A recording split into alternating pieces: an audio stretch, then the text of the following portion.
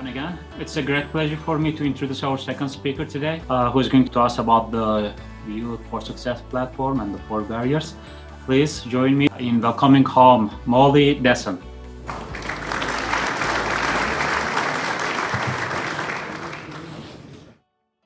Hi, everybody. My presentation today is just going to be a bit of an overview of the whole Youth for Success platform.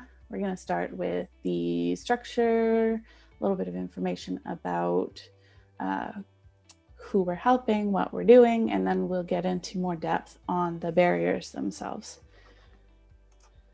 So we're going to start with a brief introduction. The Youth for Success platform is an organization that focuses on removing the barriers facing Canadian youth when it comes to employment and higher education. We believe that everyone deserves equal access to both employment and education. So the way we're going to tackle these problems is through workshops and seminars for Canadian youth to give them the information and support that they require to overcome the barriers. We have a structure of weekly, monthly, quarterly, and yearly events, as well as tutoring for math, science, and English as a second language.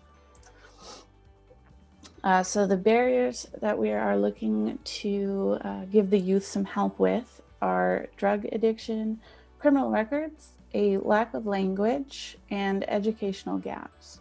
We'll get into those in more detail a bit later.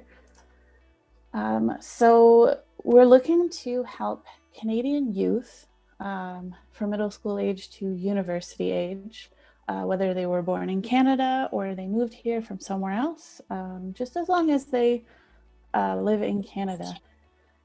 We also are going to be including families in our programs to help the youth have that support at home as well. And there are going to be programs that are available across the country. So there's going to be a committee in each city that is running programs headed by the city coordinator. Then you're going to have coordinators for each of the barriers, and then someone who's specifically for family programs, the social media, and an accountant.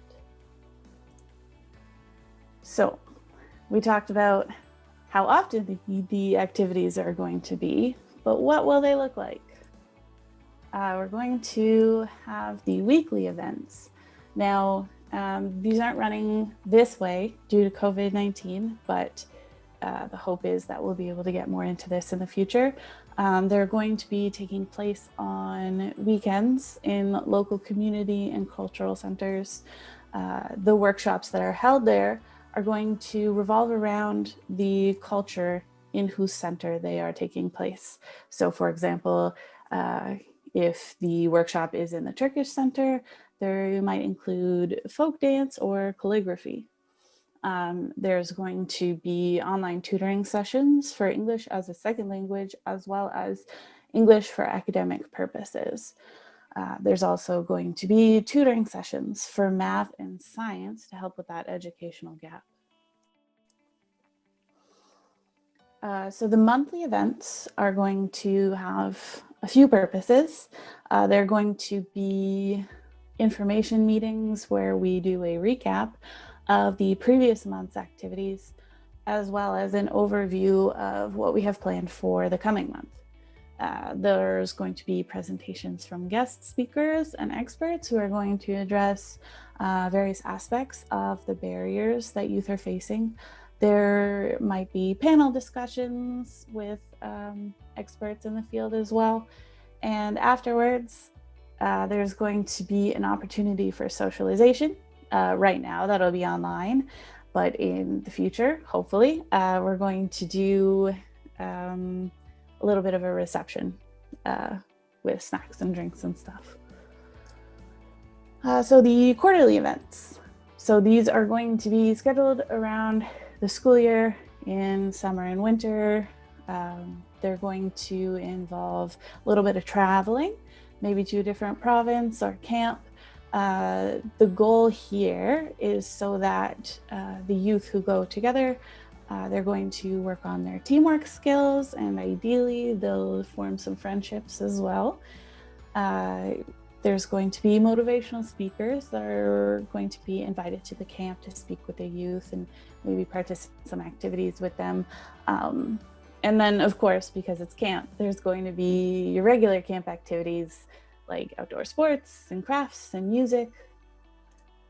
The yearly event is going to be a 3-day convention in Ottawa. So the first day is going to be open to the public, and it's going to include panel discussions run by the guest speakers from the past year. So all those experts that were at the monthly events are going to come back for panel discussions at the end of the year. On the second day, the youth participants are going to give presentations on what they've done throughout the year, what they liked about it, what outcomes that they feel that they have achieved from participating in the program.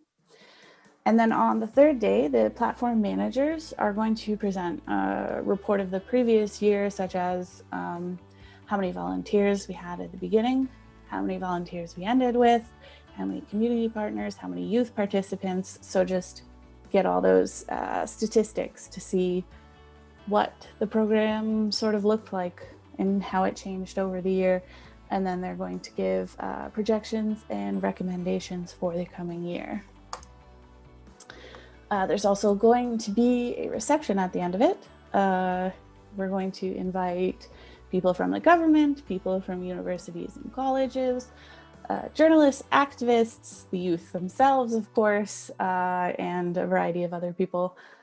And then there's going to be a small awards ceremony where we're going to be giving awards to youth who have really dedicated themselves to participation, community partners who have gone above and beyond to make an impact for the youth over the past year, just anybody who we feel deserves a bit more of a shout out.